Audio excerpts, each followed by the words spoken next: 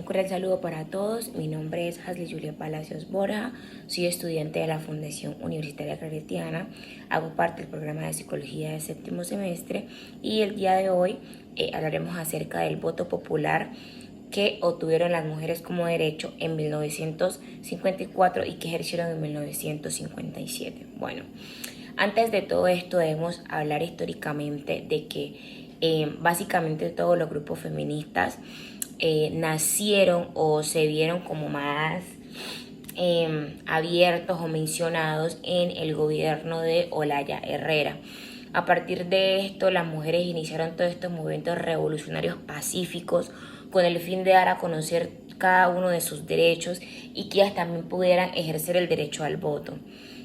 Dentro de esto se habla también acerca de que uno de los primeros derechos que tuvieron las mujeres fue el derecho a estudiar, asistir a colegios y universidades. Sin embargo, debemos tener en cuenta que entre el siglo XVIII y siglo XIX y siglo XX, la Iglesia era quien tenía como la máxima autoridad en las decisiones políticas, sociales y económicas del país.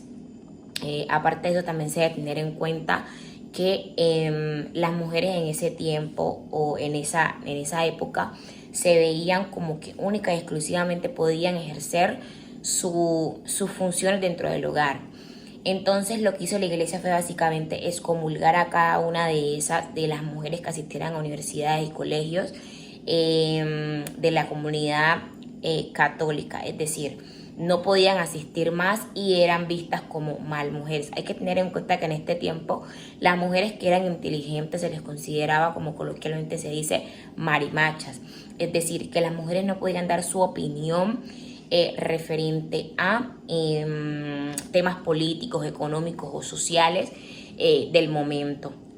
A partir de esto, lo que se hizo fue que en muchas ciudades de Colombia, muchas niñas querían asistir a los colegios, sobre todo las mujeres o niñas que eran de familias de clase alta. Entonces lo que se hizo fue crear como unas casas, adecuarlas para que estas fueran las escuelas de ellas. Y a partir de esto también se buscaron mujeres para que fueran directoras de esos colegios que se creaban en la ciudad, en ciertas ciudades del país.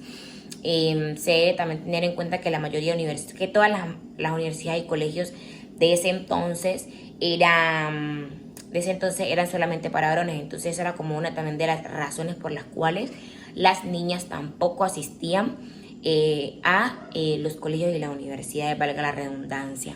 Debemos tener en cuenta también que hubieron ciertas limitaciones o ciertos retrasos para que la mujer pudiera ejercer su derecho al voto, porque en ese tiempo los partidos o el régimen partidista como más grande o más importante eran los liberales y conservadores. Y aunque había muchos partidarios de estos partidos que estaban de acuerdo con que la mujer ejerciera el derecho al voto, por ejemplo, los conservadores, quienes estaban como ligados a la Iglesia Católica, no querían hacerlo porque ellos decían que en ese tiempo se hablaba mucho del perfume femenino. Entonces la mujer que ejercía su derecho al voto o que daba opiniones sociales, que tenía cargos públicos, básicamente perdía ese perfume. Y en ese tiempo no ser femenina era un problema drástico para las mujeres. Si no eras vista como una mujer totalmente femenina ante la sociedad, estaba súper mal visto. Entonces lo que hicieron fue como tratar de suprimir eso por varios años hasta los años 50. Esto se dio básicamente entre el año 32 y 33 más o menos, como toda esta, ¿cómo se puede decir? Este sesgo para que las mujeres no ejercieran su derecho al voto. Después de esto, las mujeres sintieron que de verdad su opinión valía, sintieron que realmente era importante lo que ellas tenían por decir, importante los cargos que podían obtener. Después de esto, las mujeres iniciaron a tener cargos políticos y públicos.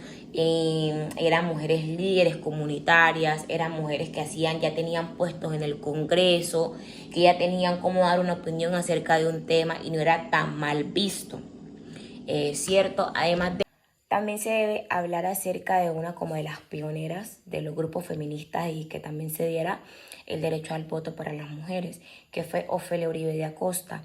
Ella fue una mujer que básicamente enfrascó como a las mujeres de ideas, de que las mujeres también tenían derechos, de que se les debía respetar la dignidad, de que eran garantes de derechos, vuelvo y repito, valga la redundancia, y fue como creadora de toda esta revolución pacífica de las mujeres en Colombia respecto a proclamar o reclamar cada uno de sus derechos.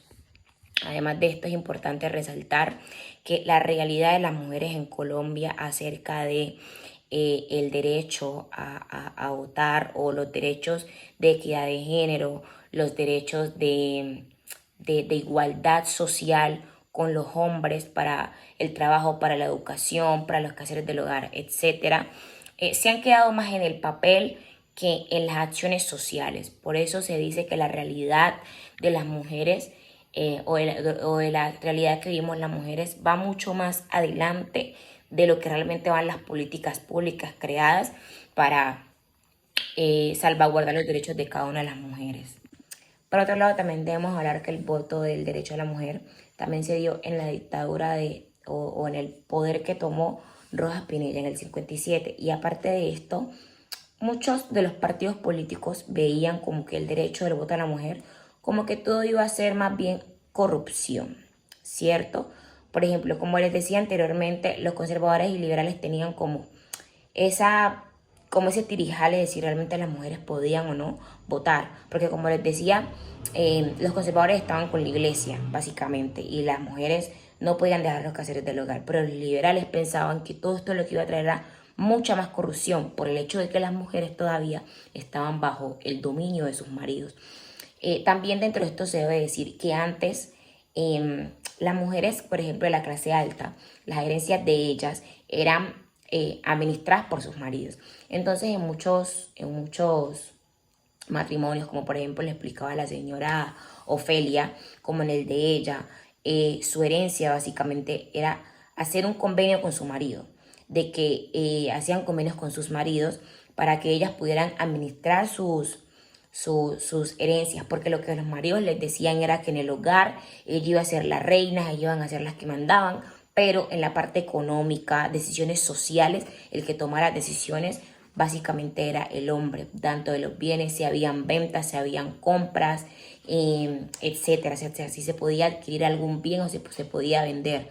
Qué opinión debería tener su mujer, etcétera. Era como un sesgo que había para que las mujeres dieran su opinión acerca de, como decía anteriormente, opiniones sociales, opiniones económicas, para que pudieran estudiar, que no puedan ser mujeres muy inteligentes, etcétera, porque era supremamente mal visto. Incluso había mujeres que cuando veían a otra mujer que era muy inteligente, quizás querían pegarse de eso, pero no lo hacían por el hecho de cómo las iban a ver socialmente ellas también. Porque en ese tiempo o en esa época, cómo te veía la sociedad era lo más importante. Lo que el hombre dijera, eso era.